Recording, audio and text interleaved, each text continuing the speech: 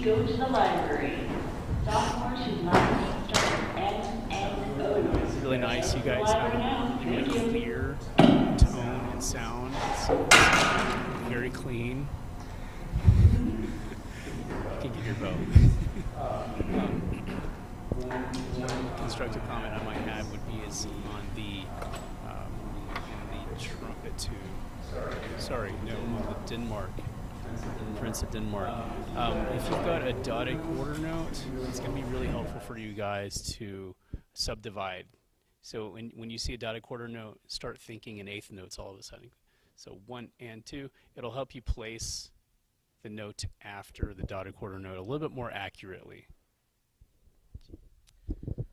Good job. The last time I saw you, I know I made everyone start the song over and over and again, right, to practice how to start, and I think you did a really good job today. Every time you started, it was really well together, so good job. I think very similarly in the trumpet tune to what Carrie was saying, I think the dotted rhythm, yum, pa-pum, pa-pum, could be a little bit more upbeat and like more royal and triumphant. It felt a little like, I gotta do this rhythm, okay? So just a little bit more peppy, I think. Thank you. Yeah, that was a great performance. I thought tone was great, and you guys all projected really nicely. I think to go a little further in like the phrasing and balance of the piece, I think in Prince of Denmark, going through the score and analyzing where the melody line is and where the harmony is and accompaniment, make sure the melody line stand out just a little more than the accompaniment. But other than that, it was a very nice performance. Thank you.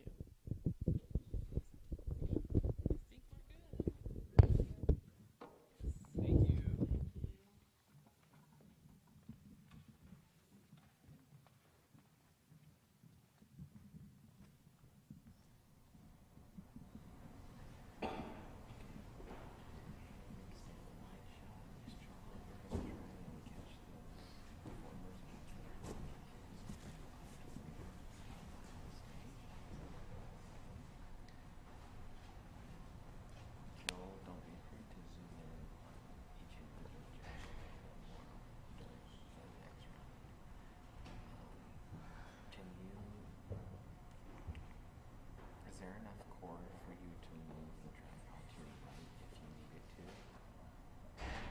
Put your mic down and talk to me. Yes.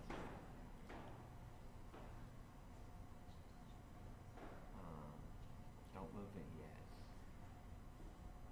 If you can, I'd love you to move into a position. So I didn't know that the musicians weren't going to be facing the audience, so I set the camera up like they were facing the audience. So we don't have the best angle. That's why I frantically moved the other camera. But we'll make do with what we have. So camera 2, Megan, you're the establishing shot. So just at the beginning and end of songs, this is where you need to be. That wide shot. Miss Shaw, we're trying to get their faces and then playing like during the performance. And I'd like to try and mix up the shots between you and Megan during the performances.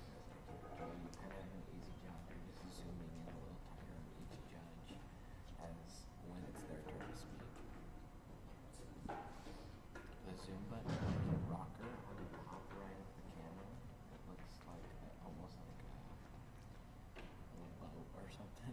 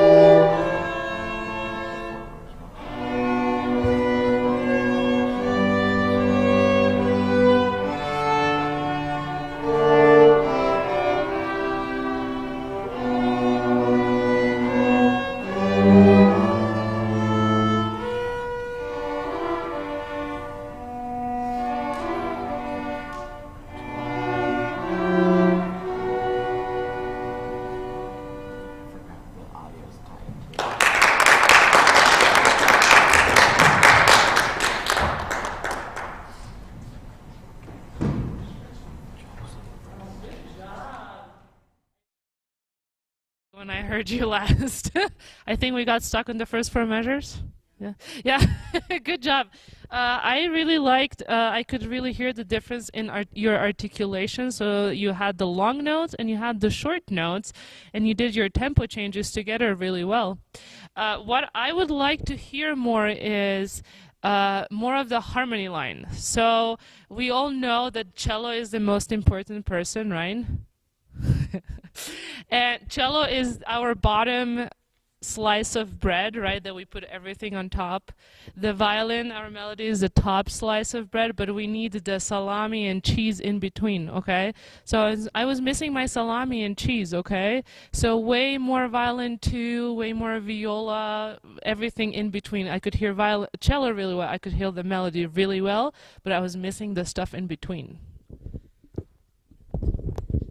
Great performance. This is a very nice piece, and I think you guys captured the like characters really well. I like the contrast between the andante and the allegretto. I felt you guys have a little more like liveliness in the allegretto, which was really nice.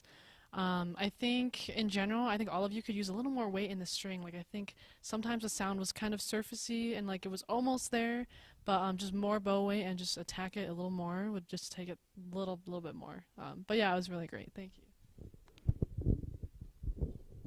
All right, guys. Nice job staying together, even though there were some hiccups. I know when you get into a performance situation, you can get nervous and the notes just kind of fall off the page and things can happen. But you guys kept it together, even though some of those things happened. So that's really commendable. As a group, I think it can be really important to remember that when you're practicing as a group, like in an ensemble room somewhere or a practice room, it might seem really like a huge, big sound to you in a small space. But when you get on a stage, a big, huge, loud space like this, you have to exaggerate your dynamics quite a bit. I know Katerina talked about that as well. If you think that you're playing, for instance, double forte, maybe it's double forte for the first row of people, but by the time it gets to the back, maybe it's not. And the same thing can be said for the opposite end of the dynamic spectrum with the pianos and pianissimos. So when you're in performance, you can exaggerate these things much more than you think you should. Okay, so just keep that in mind. You've got to be able to reach the very back row with your sound. And also it'll add more drama to the music when those dynamic changes happen, if it's just more exaggerated. Okay, just talking about dynamics, I had my cello professor, my former cello professor, come teach a few of my kids the other day, and my favorite thing that he said is he was talking about how he's starting.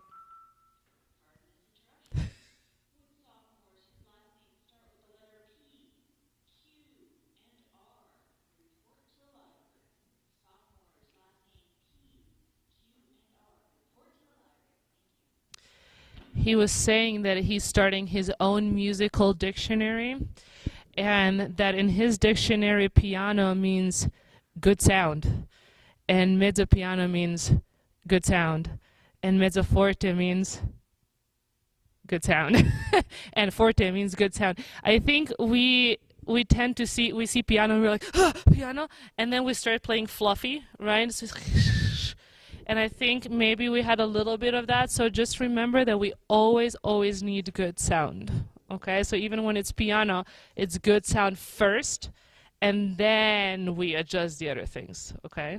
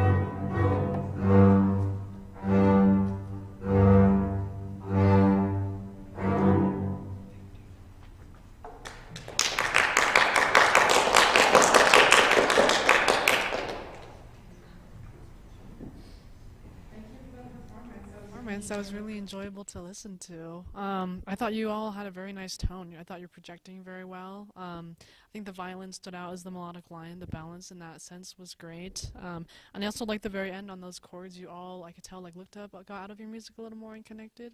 And that was really nice. I think some things to think about would be maybe bow articulations too. I know like this in general, like Wagner music can get pretty heavy and like bogged down a little bit. So maybe think about times where you can have a lighter bow stroke. But yeah, other than that, I can tell you guys have been doing some really great work on it. So thank you.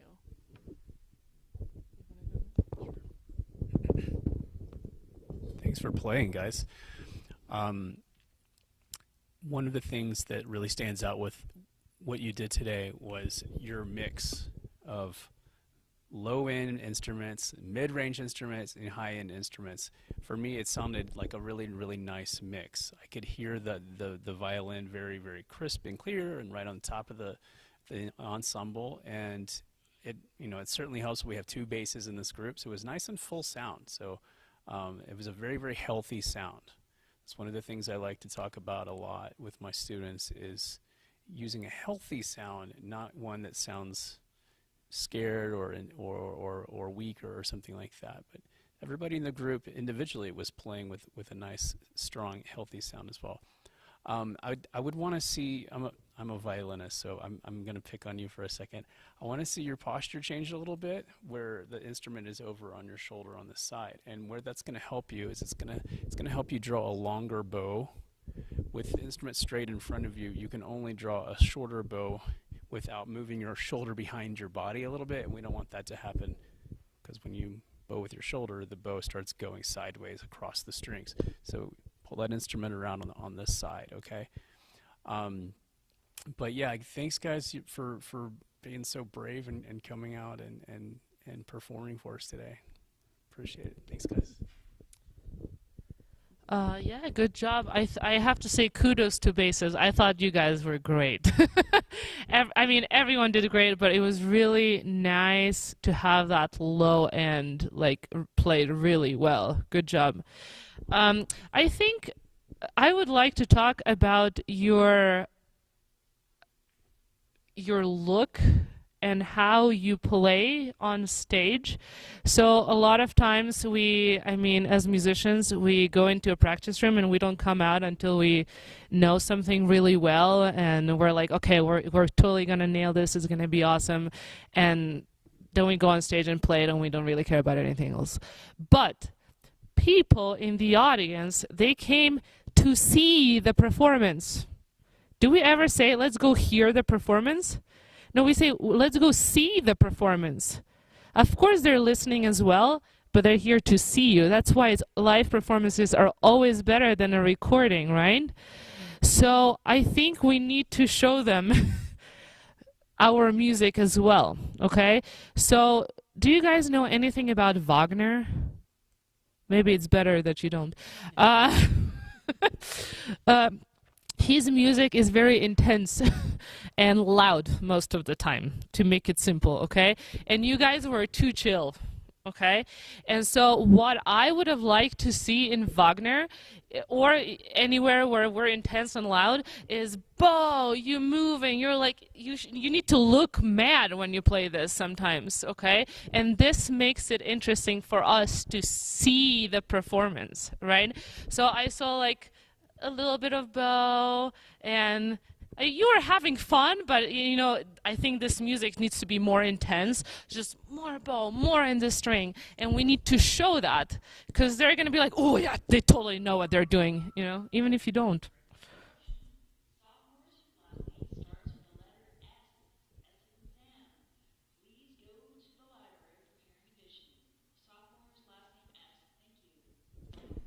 So be a little bit of actors as well next time you perform. Good job.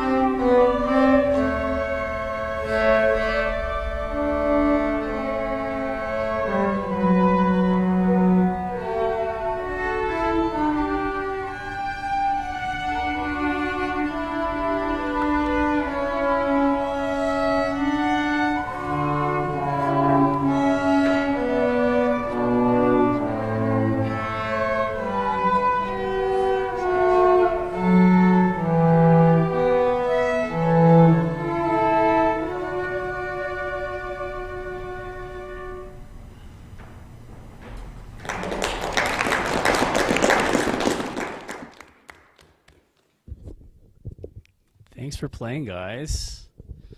Take a deep breath. Take a deep breath. First of all, I like how you guys are all color-coded here. I like this. This looks very professional and like you're prepared to come in and give a performance, which I felt like that's really what it was for us. Right away in the beginning, I could tell that the mood was set for this beautiful, serene piece of music.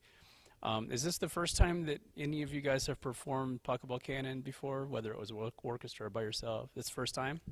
All right, well, first time of many, right? Because I know that everybody over on this side of the table has played this piece 1,000 times. And one of the best things about it is the ability to just really set the mood for whatever the event is, whether it's a concert or a wedding, a party, or if it's just background music somewhere.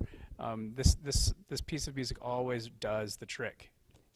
It's just composed very well, and you guys represented that really nicely. And what I said first when I said breathe was it's going to help you guys to breathe life into this music a little bit if you're actually physically breathing while you're playing. I know it's a little intimidating to come out here on stage and there's people watching both here and at home streaming, and then there's judges on this side of the table. It can be a little nerve-wracking. So the one thing you can control about that environment is your own breath, right? You can do some deep breathing, but right before you start playing though, as a group, if you take a second, let the mood kind of just like be chill for a second and be okay with that awkward silence for just a few seconds before you play. Take some breaths right before you play, and then right before you strike your first note, you're going to take a breath in time to the music, and I'm going to get my violin and demonstrate that for you.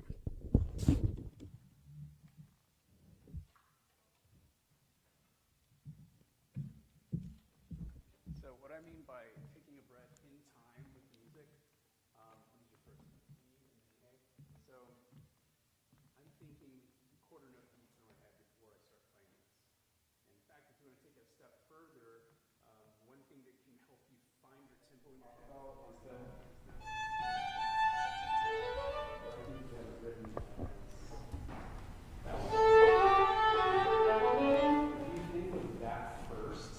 that can help set you up for the beginning, which is like this nebulous state of like whole notes and half notes. So I'm thinking dun da da dun da da dun 2, 3. So when I take that breath right before I play, my breath is in the time of a quarter note. Alright, so dun da da dun da da dun. Here's my tempo. Thinking my tempo. I'm going to count to 3. On that fourth beat right before I play, my breath is going to draw in at the speed of a quarter note. 1, 2, 3.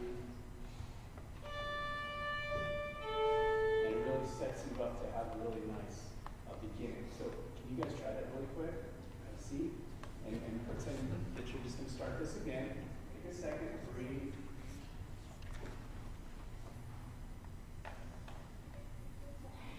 It takes a little practice to get used to, right? Yeah, it's just the 2 beats start.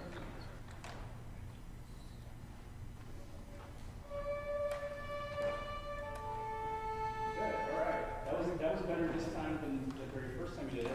I can tell you had a beat going in your head. Let's just work on the execution of making this happen again. Let's do it together for 4. So I'm going to count out loud so you can hear me. 1, 2, 3.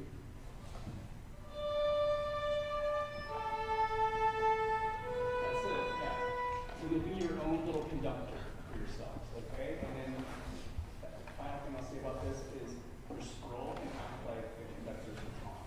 When you're whenever no conductor, you be the conductor with this right here. So it's like this. 1, 2, 3, up, down. And the speed at which you raise that scroll and set it down needs to be the tempo that you're in. Okay, the tempo of your song is 1, 2, 3, 4. That's not the same, right? Try it one more time and then I'll be done.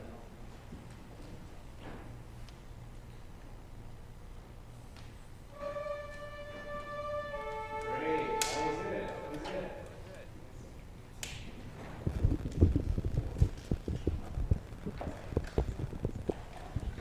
That was a very beautiful performance. Thank you. Yeah, kind of like what Carrie was saying, the breath is super important to just release all the nerves. I could tell, like, when you guys first started, the sound was a little frail, probably because we were a little nervous and, shaky bow starts to happen. It's totally normal, especially for a first performance. But I think you guys tackled that really well for your first performance.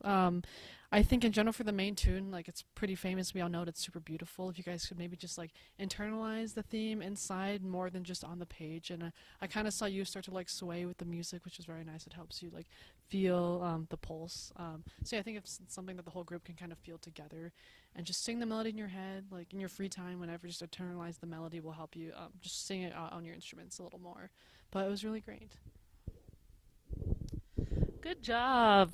When you're a teacher, there's moments where you say something and to your students it just clicks. And I still think about your group when I saw you back in January, and I said, why are we slurring everything? This should not be slurred. And you were like, oh, this is so much better. It sounded really good. You had a really nice bowing going on now. Not that, I own bowings and stuff like that. You can do whatever you want, but I think it really worked for you. It sounded so nice and peaceful, and I was relaxed over here. That was nice. I was actually going to say exactly the same as Carrie said, which means it has to be true, right? So Of course. when it's two people saying, so when you started playing, I didn't know what your tempo was. And even though you're on your own, well, you were with Niklaus, right? But I couldn't really tell what your internal pulse was. And when you play this, like the real version of Pachelbel, the cello starts, so I always have to start it off. And it's exactly, what Carrie was saying, you need to think of the fastest notes. And this is your tempo. Okay, don't be like half notes. Ta, ta. Okay, we need to think always, not just in Pachelbel, always look at the fastest notes, decide what your tempo is, sing it in your head. Sing like the first two measures if you need to in your head, and then start playing. Okay, so we kind of have that feel right away. I think, maybe my biggest area to improve was phrasing. This is kind of like variations, right? It's like the same thing over and over again that just keeps getting more elaborate, right? But more or less is the same thing. So it can get a little boring if we just do the same thing all the time. So first of all, maybe think of phrasings going like this, right? So we phrase the eighth measure phrases, we go make it exciting, we go back. Or what we a lot of times do in Baroque music, when the pitches go up, we go up too with dynamic. When the pitches go down, we release a little bit too. Okay, so you can look at the make it more exciting, because otherwise it's just like every single time I talk too much.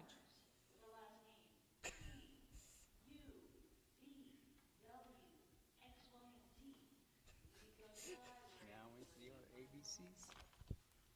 Why did that sound like Dr. Seuss book?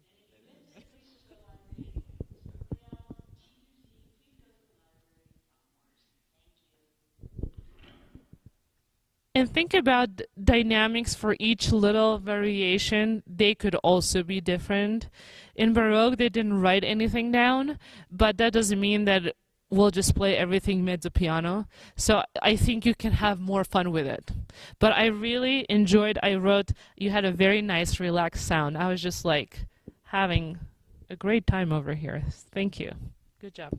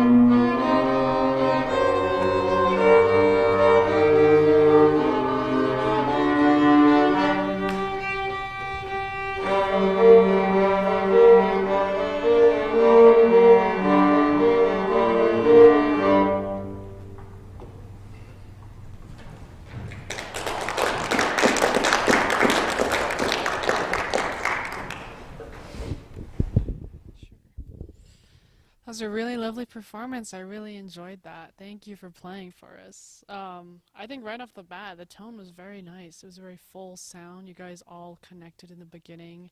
And I think the bow strokes in general matched each other. That was very nice. It made a very uniform sound. You guys seem very confident, like in this piece and in the fingerings and everything, and the rhythms are pretty solid. I think something that would help elevate a little more is now getting more out of your music and maybe connecting with each other. And like, I know there's probably moments where you're holding out the same note, like if you're just a harmony, maybe like look up at the person with the melody and really engage with them so you're on more of the same page for different transitions. But I also really like the articulations and the dynamics. I could tell you guys had really thought about what moments you all wanted to come back and all bring out again. I think taking it a step further and thinking about who has the melody and who can bring out, like by themselves, their own line, and then people who can come back instead of just having the whole group do it at once. But yeah, it was really nice playing though. Thank you.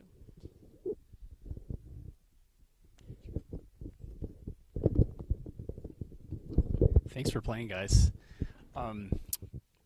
One thing I wanted to sort of add to what Nia was saying was that when you want to be able to connect with your other players in your group, and it's not just with like being able to see them, it's also being able to see each other's energy and like your body motions. If you lower your music stands a little bit, this will actually help this out like a lot. The more you know your music, the less you're going to need to just stare at the spots on the on the page. So if you lower the stand and keep a line of sight across the tops of the stands to each of the other members of the group, it's going to help you guys like play tighter. It's going to help you enjoy playing with each other more, and it's going to help just elevate the performance that much more. So that's where I would start with you guys. It'll be like the very first easy fix, okay? And were you playing the first violin part? Is that right? Okay. So I don't have a problem with that personally. I was wondering why this seating arrangement? Yeah, that's what I was going to say, is like, I don't have a problem with mixing it up and instruments taking different lines or whatever. I'm the last person to care about something like that. But if you're the lead voice, I would want to see you arranged on a more primary position. Like, I know right now the audience is that way and we're this way, but pretend that we're the audience, the way that we're seated. I would personally prefer seeing you this way, because it opens up your instrument to go out towards the audience instead of the back of the room. So that's just a little easy fix as well. Thanks, guys. Good job with dynamics. That was great hearing you had loud and you had soft, and you had good sound for loud and soft. That was great. Really good contrast. What I think you could work on is, I thought the loud sections were really exciting. Yum, pom, pom, pom, and there was excitement in there, and I feel like you were excited. Yeah, we're kind of, yeah, okay. And then it's piano, and it was like, oh, piano. Ta, ta, ta, ta, ta, ta. And there was no excitement in piano. I think it could be like, do you know anything about Mozart? Like, do you know what kind of person he was? Shit, we're in high school. So Mozart was like a very giggly kind of weirdo. And I think the piano section should be like a little secret you had. And you're like, oh, I'm not going to tell you. But it's exciting. Not like, oh my gosh, Dave. Yeah? It should be something exciting. Hey, Carrie, you up for demonstrating? I'll borrow the cello.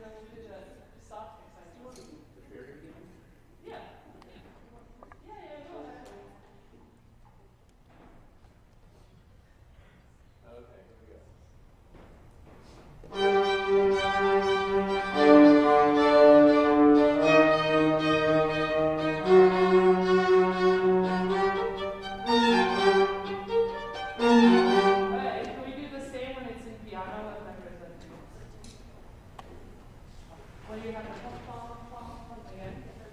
13. There it is. Make it exciting. So a quiet energy. Yeah.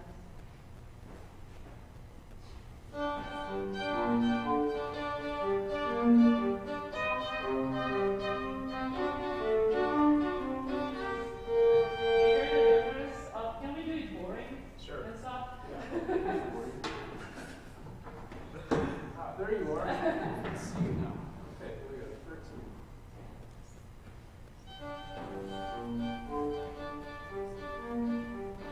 See, the wrong quality there is it's just quiet. But you can have a quiet energy and still be quiet. So again, the idea is. And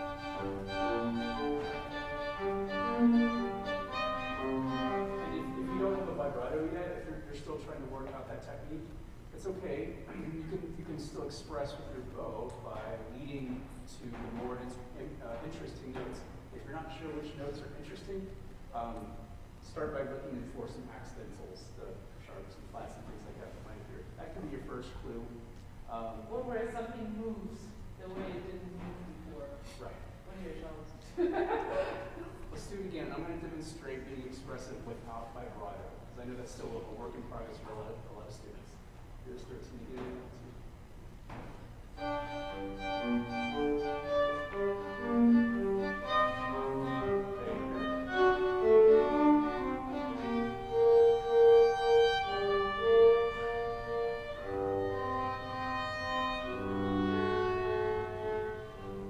you can like the music even when you have like long dull notes like whole notes or piano 8 notes repeated, you can let it live a little bit. It doesn't have to just to be loud, soft.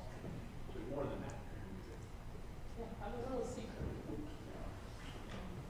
I know it's perfect. I thought it was great. You have to keep that. And, you want to try it?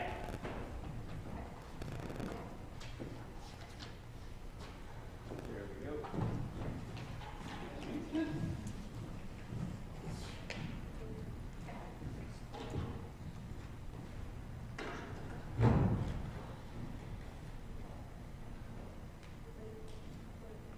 Do the piano, so go at 13, but excited. We lower your stance.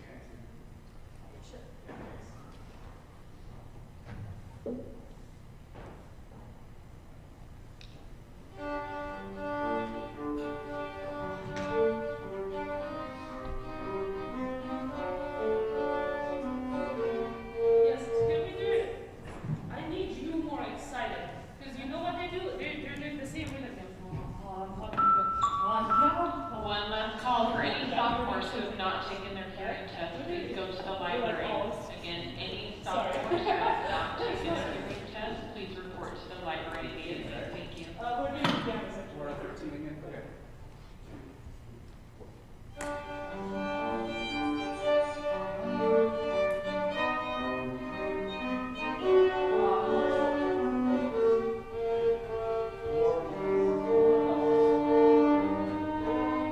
Set whole notes. You got some energy, so you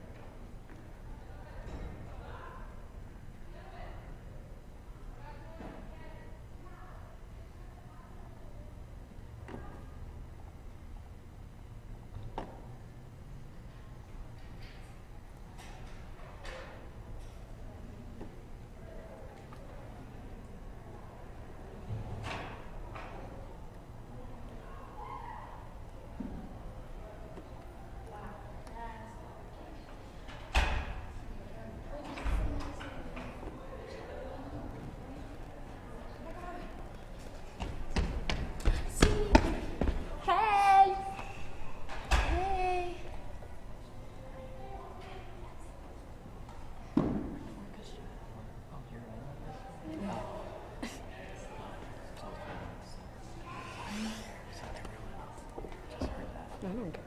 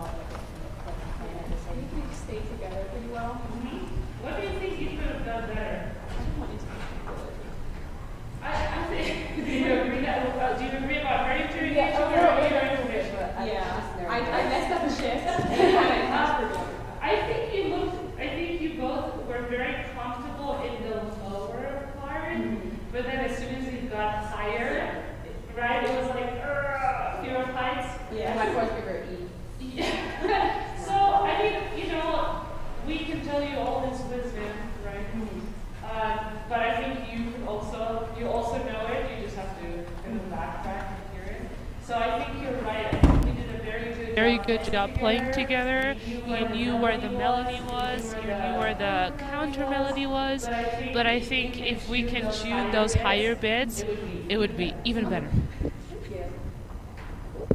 Yeah, great performance. This is a really pretty piece. I can tell you guys are close with each other and you enjoy playing together, which is really nice. It's nice to have that like close connection with people that you play play music with. I think in general, you can have a pretty, and you can get more sound out of your instrument. I think it's mainly from the right hand, the bow arm. Just like syncing the string a little more, and because the left hand's pretty much there, other than those few indications. I'm sure the notes are probably. You start thinking about like how you want to soar with the melody and you really project. And yeah, but it was a really nice performance. Thanks for playing. You guys sounded really tight and together, like you've been rehearsing this a lot. You've been practicing it like almost every day together?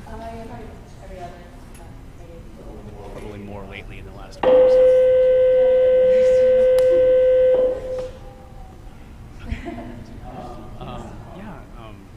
Well, the hard part's over. The next step for this piece I think you can go back to the basics just for a little bit and just take a look at the dynamics that are written here, the slur markings that are written here, and it can help you be reminded of each part of the piece and what parts of the piece are more important than others, where the phrasing is.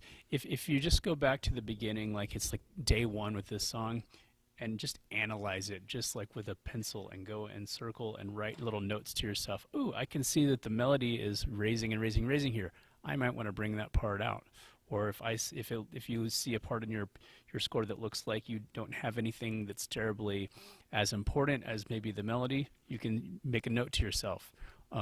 Maybe I can play quieter here. So back to the basics, because you guys have already sort of gotten through it and accomplished learning the notes. The next step is learning the music and making phrasing and melody more important. So thanks for playing, guys.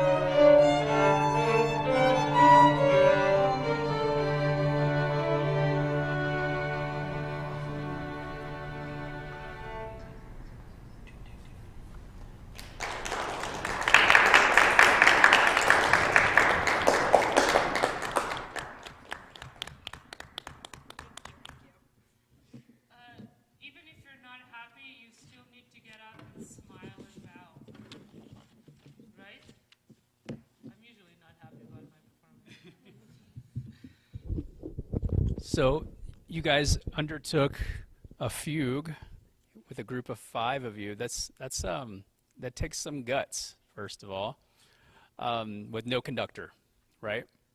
And no metronome, no click track, just 5 people with 5 different, maybe 5 different ideas of the tempo. But there are a couple things that you can sort of start to chip away at to bring this together.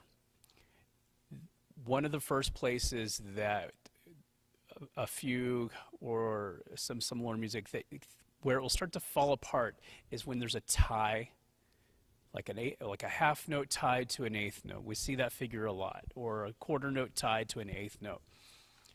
When you go into a tie and your next note is a faster note, maybe jumping in the middle of a beat somewhere, you have to subdivide that out in your head. And you need to start doing so well before that note pops up. So I'm just going to use an example. So measure 10, first violin, you've got that C natural quarter note tied to an eighth note. Before you even get to the downbeat of measure 10, you should start subdividing in your head. And in case you don't know, if you haven't done a lot of subdividing or heard people talk about it, that's just taking bigger notes and breaking them into smaller notes inside your head. So if I see a quarter note, I'm thinking eighth notes. If I see a half note, I'm not just thinking quarter notes, I'm also thinking eighth notes. I'm breaking it down several subdivisions smaller.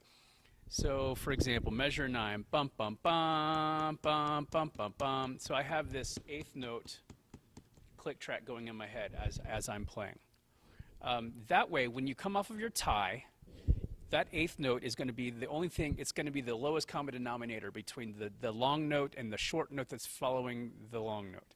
So you can go from a tied note to a shorter, faster note very, very easily if you keep that heartbeat underneath it. So dun dun dun dun dun, bum bum, that part right there, the last 2 notes that I just sang, that will line up a lot easier when you've got that subdivision going in your head.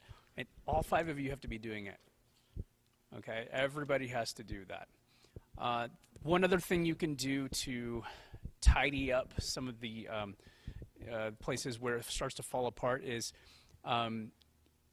get to know each other's parts very, very well. So, for instance, if you've got a tricky passage where you know you're about to come off of a long note and you're not sure, maybe I didn't count enough, and you know that the cellos have this big, huge double forte quarter note. I'm just making something up right now, but if you know, hey, I know they have that part that's coming up as soon as my note is over, write it into your part. Write it in. Write a little note to yourself. It doesn't have to make sense to me or anybody else. It just has to make sense to you.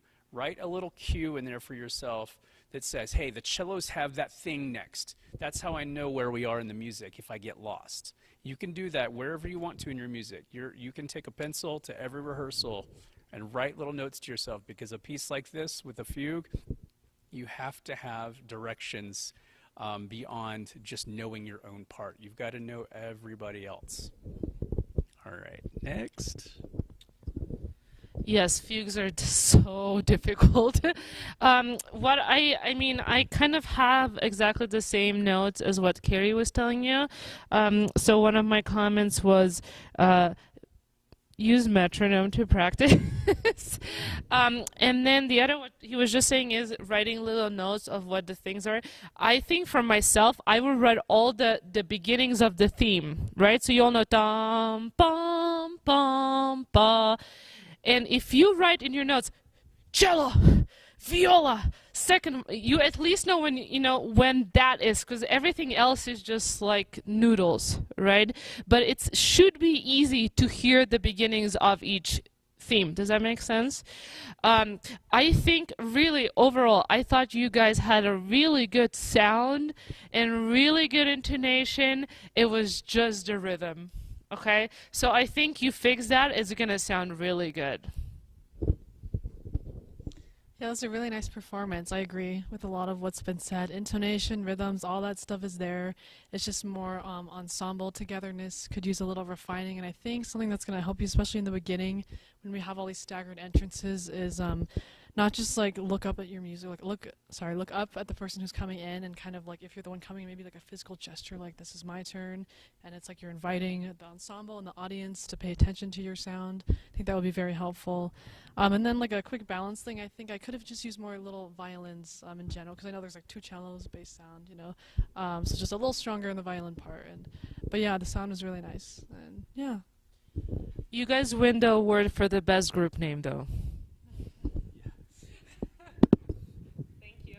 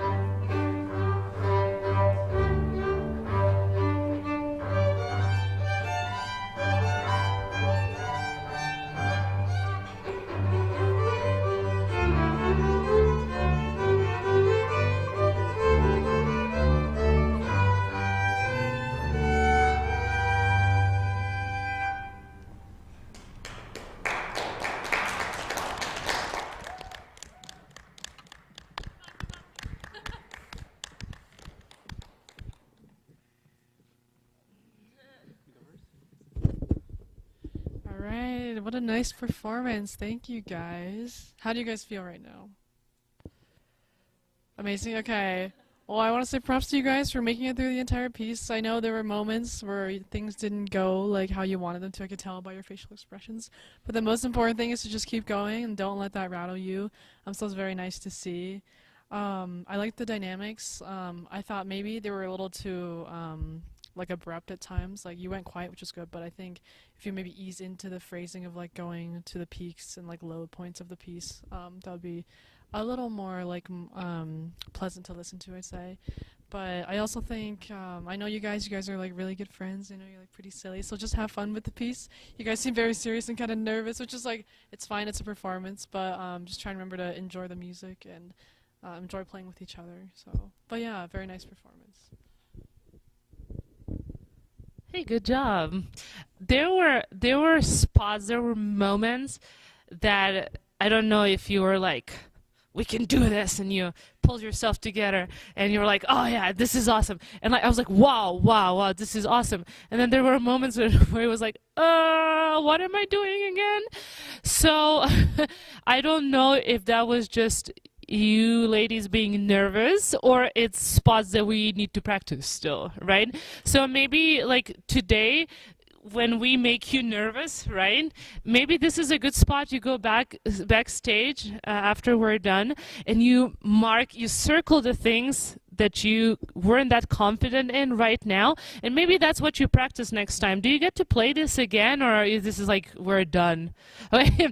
So maybe for next time, if you get to perform in front of your friends in a class or something, usually the things that go wrong because you're nervous are the things that you're not very comfortable in yet. So maybe just take the time and mark those afterwards so you know what to practice, so you're not just constantly going, let's go from the beginning to the end, right? But there were some moments I was like, wow, it was like good sound, it was like really well together, like we could hear everyone, it was really good. And also, I know I picked on you last time already, but you're doing such a great job, and I think you too, you need to realize that you have a great metronome in Vivaldi, and and just go with your metronome. Yes, that metronome comment, I have that right here. You did a really great job of keeping the pulse really, really steady. You guys listen to her. She's holding it down. So I have some really specific notes about some different rhythmic figures that are in here. There's not a whole lot in this piece of music there's not a lot that's different. You either have a group of 16th notes, and I'm talking to the violins for a second. You either have a group of 16th notes, 4 16th notes, 8 16th notes, 16 16th notes, or you have some 8th notes, or you have a figure that looks like this, 2 16th notes followed by an 8th note, and then 2 more 8th notes. Now I'm looking at measures 3, 4, 5, and 6 for starters. All right, so when you have that figure, 2 16th notes followed by an 8th note, and then 2 more 16th notes, you can actually make a little phrase out of this that makes it more interesting than da da da da da da da da da da. You can actually play it, well, instead of singing it, I think I'll play it on my violin. You don't want to hear me sing. So one way you can interpret that little rhythmic figure to make it more interesting would be something like this. What did I do? One of the two violinists answered. What did I do to make it a little bit special? You accented the first part of Yeah, the first note, right? And not just the accent on the note, but I also kind of spread the accent out over those first 3 notes so that it's a little bit of a decrescendo. When you see my notes, you'll see I drew that figure out and I wrote little decrescendos under those 3 notes. So it's not just an accent, it's an accent where it dies out over the course of those 3 notes. It's not just, okay? So a little bit more sophisticated way of thinking about the rhythm to make it more interesting.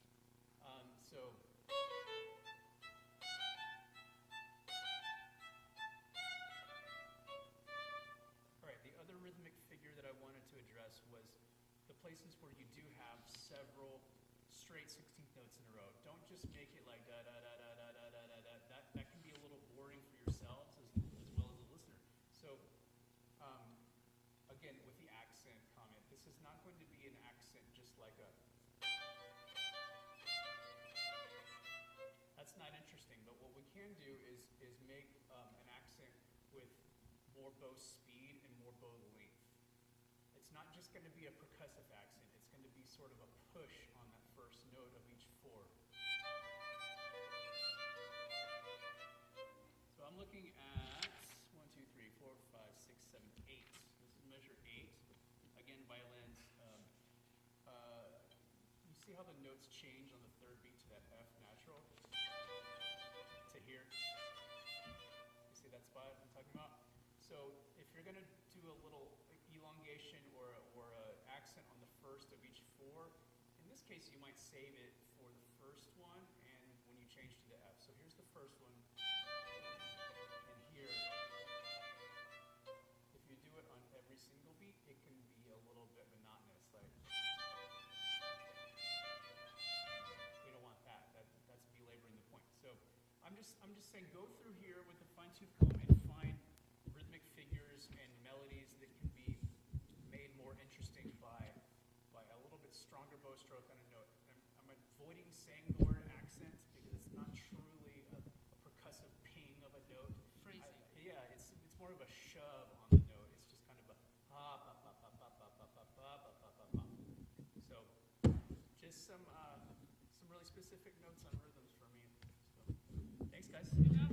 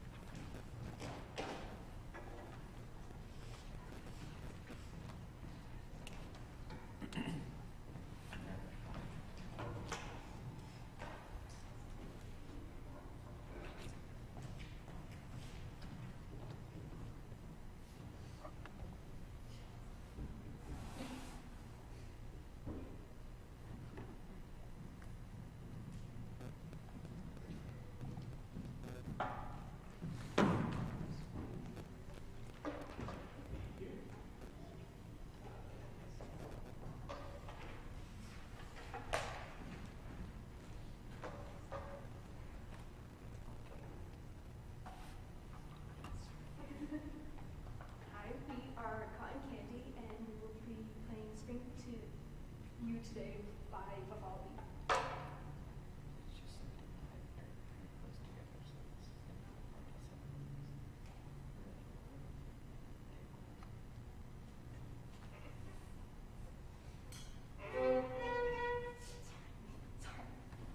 Sorry, guys.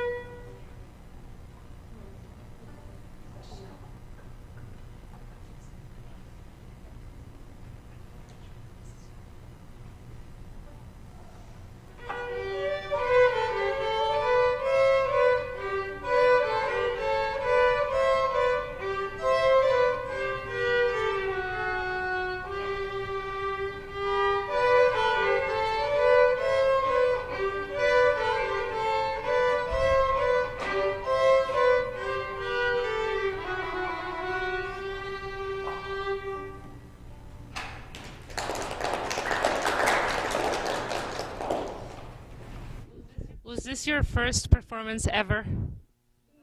No. No? Are you just always nervous? Do I look terrifying and I'm gonna do something? Does he look like that? And you know her, right? It looked like you were very nervous. You can take a breath now. You know what? I thought the intonation was good. You guys stayed together. Very good. The one, I guess, bigger comment would be your rhythm was a little off. Your tied notes were not there. So the yum pum pum pa da da da da dun dun. You need to feel that beat before you go on. So really, we were kind of missing an eighth note every now and then. And I'll tell you this funny story real quick. I had my cellist play the recital in December, and there's one kid, very good cellist, but he kept there was a dotted quarter note and an eighth note, and that dotted quarter note was never dotted. It was always just a quarter note. And I kept, I was kind of like poking fun at him, like, like, you need to come on, you're going to have a pianist playing with you. And he had his dress rehearsal with the pianist, and I said to the pianist, by the way, he likes to cut that note short. It's probably just going to be a quarter note. And the pianist said, okay, and she just crossed out one of the eighth notes in every measure where there was a dotted quarter note, and it worked out great.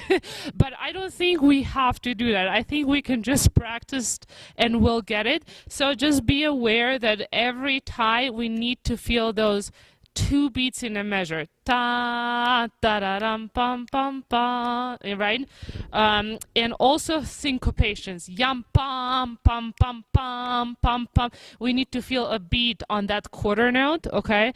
But watch how you're playing it, because a lot of times we'll count with our bow, so we'll hear yum pa dun dun da, and we don't want to hear that, right? So yum pum pum pum pum. You need to play and release, but still hold it the right amount. Does that make sense?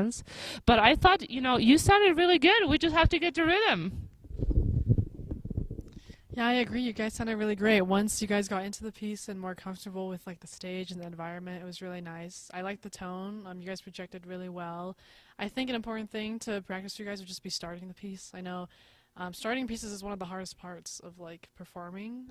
So if you just really drill like 3 times in little chunks, like, okay, start it again, and pretend like that you're in different environments, because when you switch to new environments, it's always going to be different, and that's what can, like affect your mental state and be like, oh, but it was very nice. I enjoyed it. So thank you. I'm going to, most of my comments, I'm going to come and play with you guys in a second here, but you clearly have, like, you guys are having fun with this, and that's step one of everything, okay? So when you come into an experience where you have to perform for somebody, whether it's on a stage for an audience or for a judging panel or for your teacher or for your class or just for your parents at home when they tell you to take your violin out because the company's over, right? Don't let the lack of breathing negatively affect your performance. That's such a simple concept. But the music has to breathe itself, but you have to breathe physically too. You actually have to get your body into a whole breath. Shallow little nervous breaths will actually hurt the way you perform physically, but also mentally. Your brain and your body needs oxygen coursing through it to have a good experience. Now, the introduction to this song, the very first note, what beat does that first note come in on? Do you know? The little pickup note. Yeah, the pickup note. What beat are we on with that note? Beat 2. You're on beat 2? Final answer?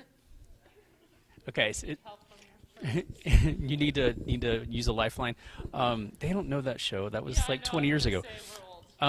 So that note comes after an imaginary beat too. So this is where I'm going to come around and help you find how to cue each other to start that, because it was clear you guys were having a hard time, like, who's going to do it? Like, where do I go? So here I come.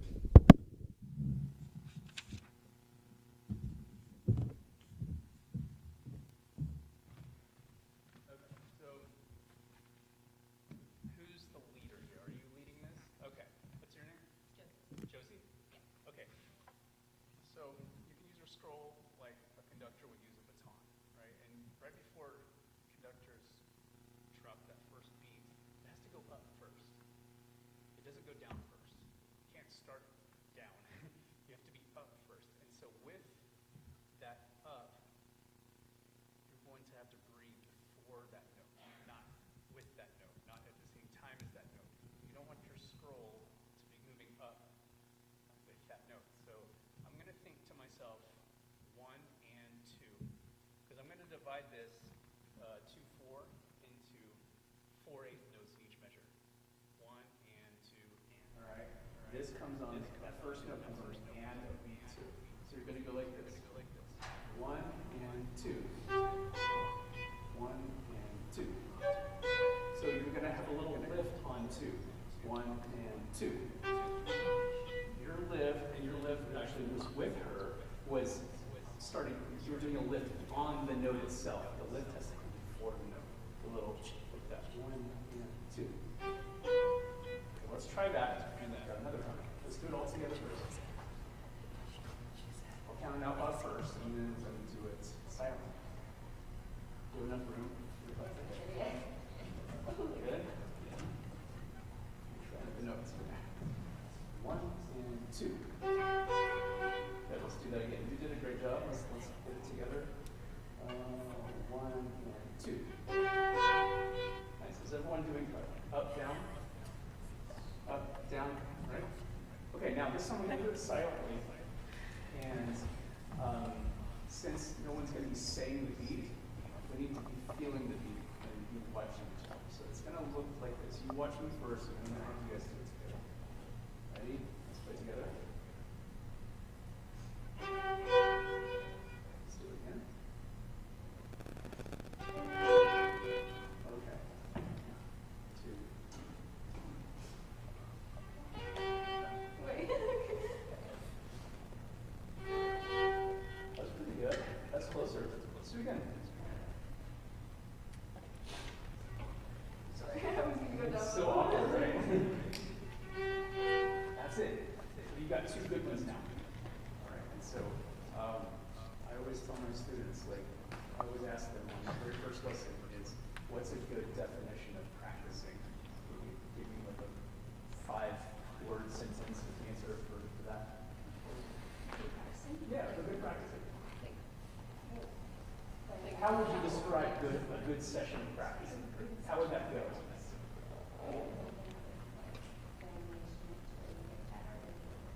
Yes, that's a good mission statement. What's an actual like brass tacks? This is how I'm going to accomplish that in a practice session. How would you describe some of the things that could happen in a good practice session? Repeating something over and over again? Okay. If you play something correctly 9 times, excuse me, let's start over. If you play something incorrectly 9 times, on the 10th try, you get it right, and then you stop. What have you actually done? Or specifically, you practice 9 wrong things. That could be a rhythm, a bowing, a pitch you're trying to get into. So if you play something wrong 9 times, your hands, your brain are learning that. Whether you intend for that to happen or not, it's getting drilled into the way it feels in your hand. That's called muscle memory. You've heard that term before. So to develop good muscle memory and good habits, you have to repeat the same things over and over and over correctly, not just get it right once and go to the party. Like, see if you can, if you're going to do, let's say, 10 repetitions of something, see if you can get all the mistakes out of the way, like in the beginning. Don't go through it 9 times wrong, and then finally you get it right.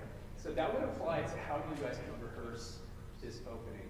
You just did 2 good ones, so in your own practice time, see if you can start this thing 10 times correctly. And again, try not to do it 9 times wrong first, because that's just a bad habit you'll have to stamp out. Other than that, like I said before, breathing, keeping the music moving by keeping your body moving. It can be really stiff to be.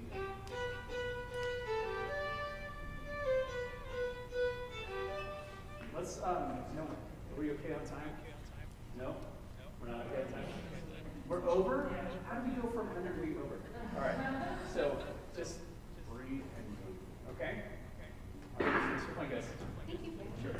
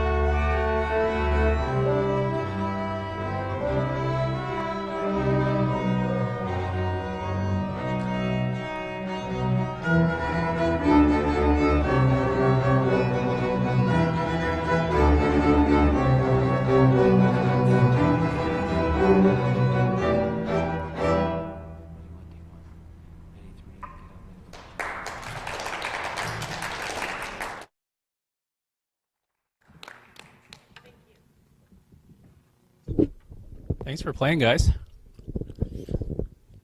It sounds like you guys really know the music really, really well. And one way that I can tell that is you're following the lower voices quite nicely. The bass and the cello are really keeping things together for you guys. The heartbeat is really strong in this one. Another way that I can tell you guys know it really well is because the times where it did not fall apart, but was a little iffy on some entrances, you were able to regain it and keep going without having to stop and pick a new part to start from. So I can tell you guys are really well rehearsed.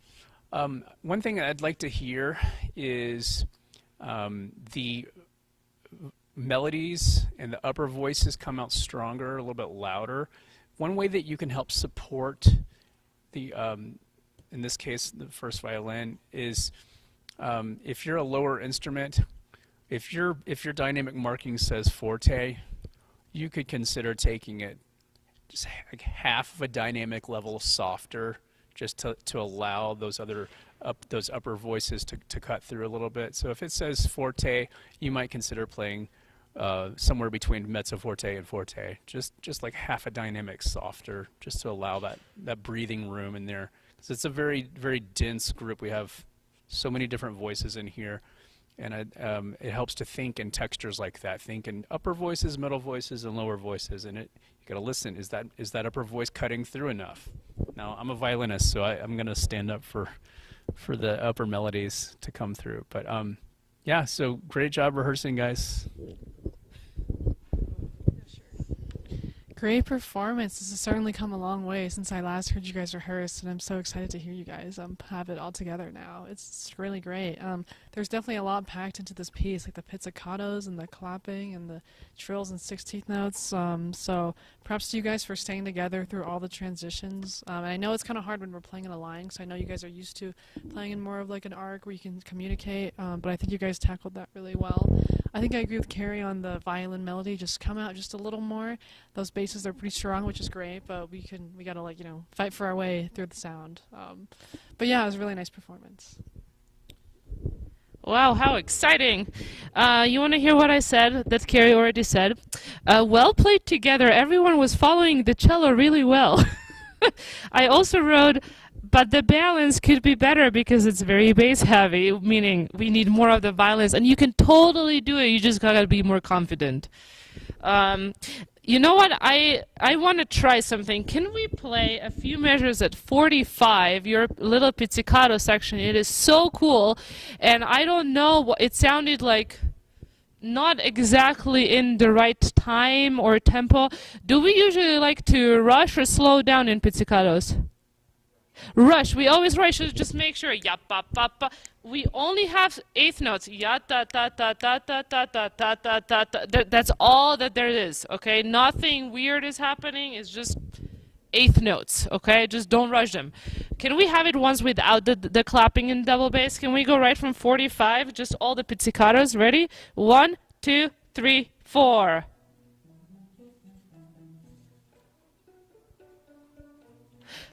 Yeah, it was a little late with the cellos, the two lines after the violins.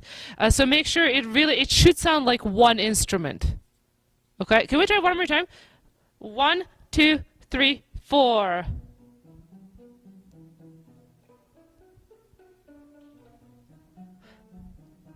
Do you have a pizzicato suggestion for violins? That's way better together though. Do you hear? It's just one line now.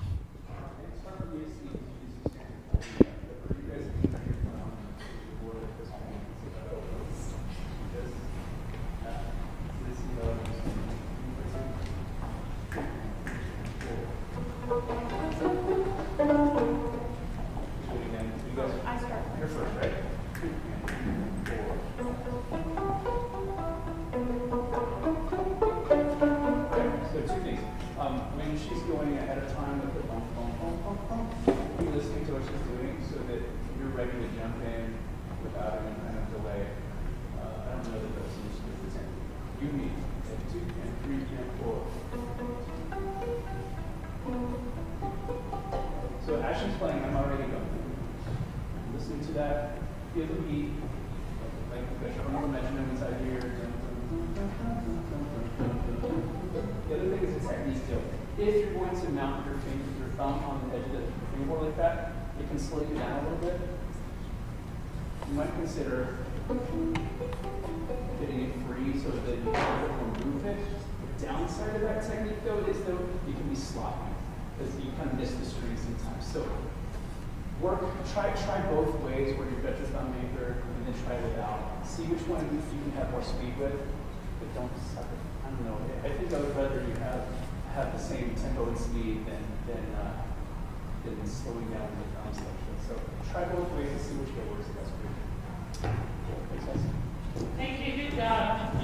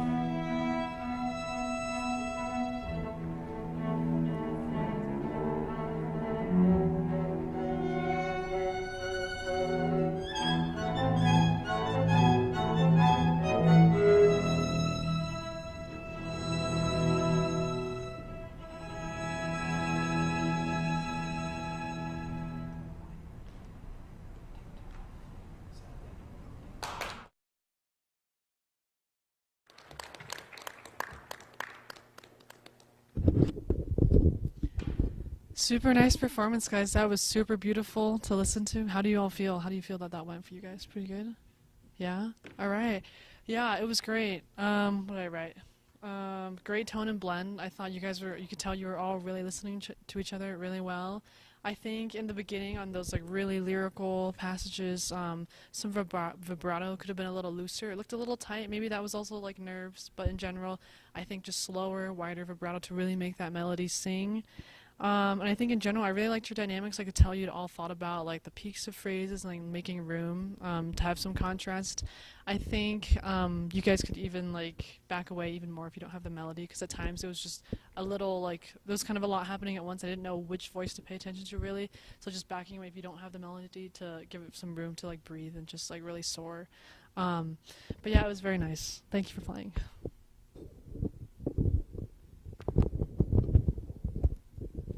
Nice job, guys. Good preparation. Couple of things, and I'll make my notes real quick and short. I want you guys to start thinking of these phrases and melodies more linearly and horizontally than vertically. You're doing a pretty good job of it so far, but this melody, dum, ba, da, da, da, da, da, dum, that's a really long phrase, and sometimes that same phrase can be extended for even another measure and another measure. So if you're thinking vertically, it can sound like bum bum bum bum bum bum bum bum. Try to withhold the pressure into the string so that it extends over several beats, maybe even several measures. Dun, dun, dun, dun. Wait for it, wait for it, wait for it, wait for it. Here we go, we're over the hill. Like really have the discipline to hold on to that, the release of the phrasing much further on. Bass, nice job. I want to talk to you about some pizzicato things. So you have the chance in here to make some really special piano pizzicato notes. Don't just go through the motions. Give it that nice like boom, that round sound, right? And you're gonna have some vibrato to warm up the note ahead of time on that, right? So don't take it easy when you've got something like that. You've got nothing else to do. Make it the most special pizzicato, right? Okay. And I love the way you breathe while you play. Your movement and your breathing is really great. It shows that you do have a pretty good understanding of that extended phrasing that I was just talking about earlier. Thanks. I was waiting who was going to make Atlas's life easier. Whenever Beethoven or Dvorak write a melody for the cello that's written in treble clef, you play it an octave lower. Yes, not up there. Fourth position G, okay? I have no idea why they do it, and it's super confusing because for me it's easier to play up there. It's like, oh, that's the G up there, right? But actually it should be an octave lower. So whenever you see Beethoven or Dvorak write that, it's an octave lower. Okay? But good job. Good job. Yes, yeah, you guys did great. I wrote great ensemble. Like, you all know what you're doing. But are you guys like friends? Do you like talk to each other after? Oh, you do? Okay. Well, I didn't get that feeling when you were playing. It was like, I have the melody. I have the melody. But it would be really nice if you could pass it to the next person who has the melody. Like, you started, right? And then it's Atlas, I think. Like, look at me. He's like, here you go. You said something nice. Now he's going to say something nice to you, okay? And then someone else, you look at the other person. He's like, hey, look at that, okay? So I think that's like the next level of playing that we're talking about. It's not just like, I can play all the notes. Look at me. But it's like, hey, let's play together. It's like a conversation when you're doing chamber music. It's not just like, I'm going to say a sentence and then he's going to say a sentence that has nothing to do with what I just said, right? That's not how we have a conversation. So try to see how you can look who's important, or the harmonies are, you can be like, oh my gosh, them again, right? But do something. I think that's really important. And the other thing that we forget as string players is that woodwinds and brass, they need to breathe and then play the phrase on one breath. And we don't have to do that because we can just breathe whenever, right? So what Carrie was saying, dee da da da dee da da da, would you you can sing it. If you don't know how it should sound, you can sing it. And imagine Dvorak, big guy with beard, right? Dee da da da dee da da da, right? He wouldn't go. Yeah, da, da, da, da. Right, don't take me wrong, it didn't sound like that. But just, just bear in mind that, like, yeah, it's so great playing with woodwind players because it's so natural for them. But for us, we need to sing it. Think about how you would sing that in one breath and then try and play it on your violin and cello like that. But you guys sounded fantastic. Good job.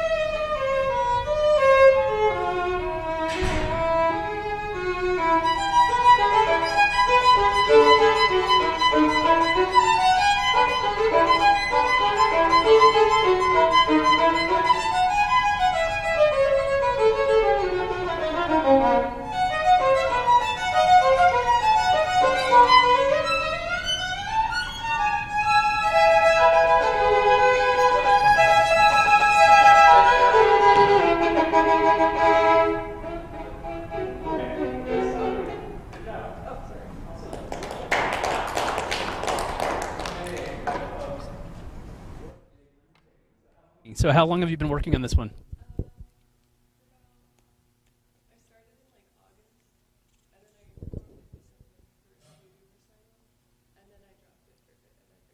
Okay, well, that's actually a really nice thing to have to do, is to pick it back up later because you get a fresh perspective. So you already have a really great understanding about the style for this piece. I'm going to skip over to, I have measure 101 actually. Actually, sorry, go backwards. So in measure 88, you've got that first big shift up to the D string fourth finger. Dun, dun, dun, dun. That has to be a strong fourth finger, right? And it doesn't work well on the A string. We want it on the D string so we have that continuity of tone through the next three notes. You're doing it on the D string. To get to a nice strong 4, swing that elbow out even further and come up tall with the pinky and set it down, kind of like just dive bomb the string with your fourth finger. And it should come out stronger for you. And that would play that pickup note, the quarter note right before the C. Let's start that in the lower half of the bow so that when you go down bow on the C, it happens at a more favorable part of the bow. So give yourself plenty of runway with your arm to come out this way. So if you sort of short arm it, there's no room for that accent, and it won't be strong. So big breath, big arm. The next spot would be the major. When it goes to A major, 101. I just wrote, do a new energy here, a little bit brighter tone. Yeah, change mood. And I think you're starting to do that a little bit. Just make it a little bit more obvious for the sake of performance. 118. You have these 4-measure bar of these sighs happen. You could start less, do more of a crescendo, and it'll be more dramatic sounding if you start less. If you start sort of medium, you don't have very much room to go. Da-dum, da-dum, ba-dum, and then repeat. Next. Well, I'm not a violinist, so I'm not going to tell you about your elbows, but good job. So yes, like I said, I wrote 101 change mood, and then I kind of elaborated. In general, I think you have a very nice relaxed sound, but I think it would make things interesting if you change that sound. Sometimes, right? So like maybe we start with that beautiful, relaxed, soaring sound, but then maybe at some point it needs to be a deeper sound. And does that make sense? So I think in 101, I don't know, I kind of expected this deeper, like, listen to this cool, awesome major with a different, I don't know how to. Because you're a cellist, and you would be playing it. No, you know what I mean. Yeah, Yeah, I think, yes, there's nothing bad about being a cellist. And I think just a comment that maybe something you've already been working on, but it seems like you have intonation down, you have rhythm down, you have everything down, except maybe string crossings could be better.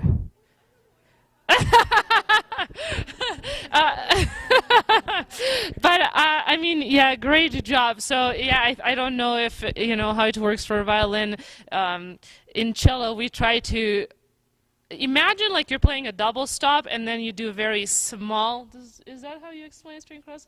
I always tell my cellos, imagine if you have to play A and D, switch between A and D. Imagine like it's a double stop, and then you have very small. You don't have to go like this. And it seems like you were like exercising a little too much. So, something to, try out at home. Yeah, I had pretty similar comments. In general, yeah, this was a really great performance. I really liked it. I could tell you kind of felt the characters you were playing. You were kind of like moving with it. That was really nice.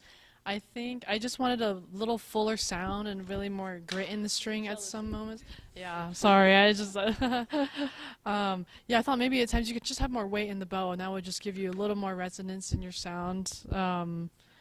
Something else I was gonna say. Oh yeah, your left hand, it's great. I can tell like all the technique, all the fingerings are there. It's really, really strong. Now I think getting your right hand, just to match that level of like comfort would really just help balance out the two sides. Cause yeah, I think I noticed the elbow thing too. I was like, wait, is she working a little harder than she needs to with her bow arm? So yeah, I guess just like take whatever violin pedagogy stuff that he just told you, and like apply that to that. Yeah, but yeah, great job. I wrote some notes in my score here, so I don't know if you're going to get this one back, but I put some stuff specifically in here. You might check it later. I would really like to do that. Yeah. Or do you want to just take it now so it doesn't get lost in the shuffle? Miss Smiley snatches it away. Yeah. Thank you guys so much for your time. Thank you. Thank you. Good job. Good luck.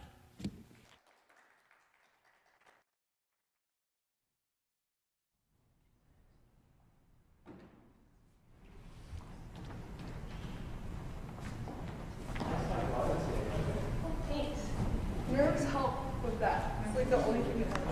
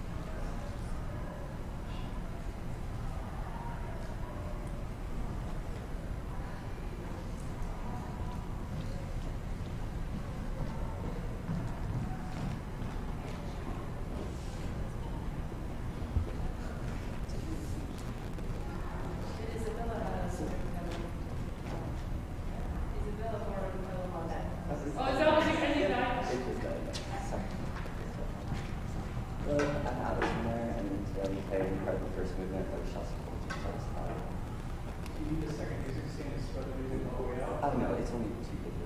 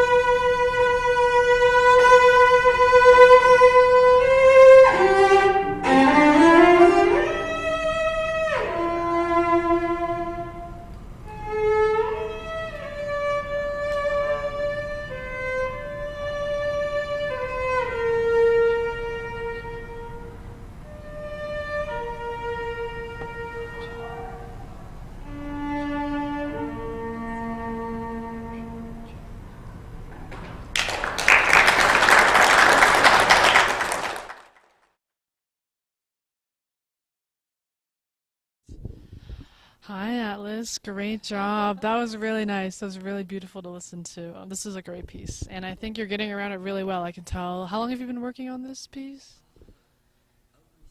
Okay, yeah. Everything seems really comfortable. It's very nice. I liked the character changes that you had from the beginning into like the more melodic stuff. I could tell you like felt the inside and like tried to convey some expression there. That was really nice.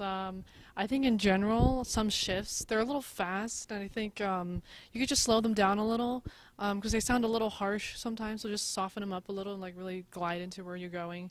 And then when you get into higher positions, like above fourth position, you're up there, your thumb is like hovering over the fingerboard, and I think that's causing your fingers to be kind of tight. I think I saw some like they're pretty stiff looking. Does it feel tight to you up there? Or a little bit, yeah. I think if you ground your thumb onto the cello and then like be in one position there and like vibrate your whole hand instead of just the fingers kind of hanging on up there, that would help. I had one more thought. What was my other thing? Maybe I'll think of it. That was it. Oh, yeah, I had one more thing. I forgot. It'll come back to me and I'll tell you later. But really nice playing. Yeah. Nice job. Really awesome. So good. You're at that stage now where interpretation of your music is the next step. It's getting there. You've opened the door. Your technique is set up nicely so that you can start to discover these things. You're how old are you right now? 17. Okay. I was introduced to Shostakovich at age 16 or 17 as well, and it opened up a huge door for me musically. With my passion for music in general, it was a huge like game changer when I first played Shostakovich. I did something a little strange on your notes today. I wrote a few things that were specific to the music that you wrote, but because you're at this point where you can start to learn to interpret the music and present it in a musical way, you might learn that there's some tricks you can do to psych yourself up for it. Because this takes a lot of heart to play a piece like this. It's not something you take lightly, and you already know that. When I was your age, I had some performances where I was playing some music that required me to play with an enormous amount of big energy.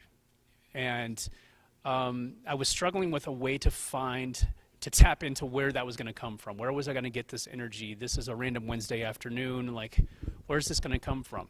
And I got out a piece of paper and a pencil. I wrote down some words of some things that meant something to me. It didn't have anything to do with necessarily my violin or classical music in general. Just things that were really heavy to me in that moment. I wrote some words here on the page that you can read them later, but you might discover a little bit more about Shostakovich's life if you study a little bit more about what he went through, what was inspiring him, and then think about your own world and the things that are heavy and weighty and meaningful to you. Maybe you write them down, maybe you don't. But for example, I wrote down a little list of words before a concert one time, and I kept it in my pocket. And right before I played, I read over them, and I started thinking about what those words meant to me. And it got me psyched up to play music that was really, really, really weighty, because this is not the type of music that you take lightly. You already know that, but this is not the sort of thing where you sort of just go through the motions. So study a little bit of Shostakovich and find out some really juicy details. Good job. Yeah, I mean, intonation great, rhythm great. I wrote kind of what he was saying. I said it was too nice, okay? And I think this is a very big difference between, not to like be stereotypical, but between Americans and Russians, okay? Americans in general have always had a pretty nice life. They didn't have many wars going on. They didn't have cold weather where they would starve. And I'm talking like even recently in Russia, that's what's been going on. Russians didn't, okay? So they know what struggle is. And we need to hear that from the music. And whenever we have a lot, I mean, I'm not Russian, but we had a lot of Russians come to Slovenia. So we had Natalia Gutman, one of them, she studied with Rostropovich. And every time I play Shostakovich, I hear it, I think of her, because I was practicing at a summer camp, and I was playing the cello concerto, the first one. I wasn't even in a lesson. She walked by my practice room and started yelling, "Marvin Brano, faster and louder!" And I was like, and it's this tiny little lady, that's just like, you get so scared just looking at her.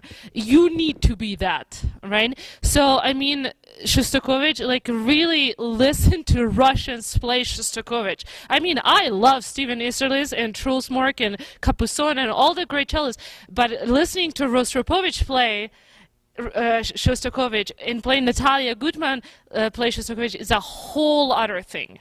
And I think it's going to be huge for you. The other thing that, this is maybe a very particular thing about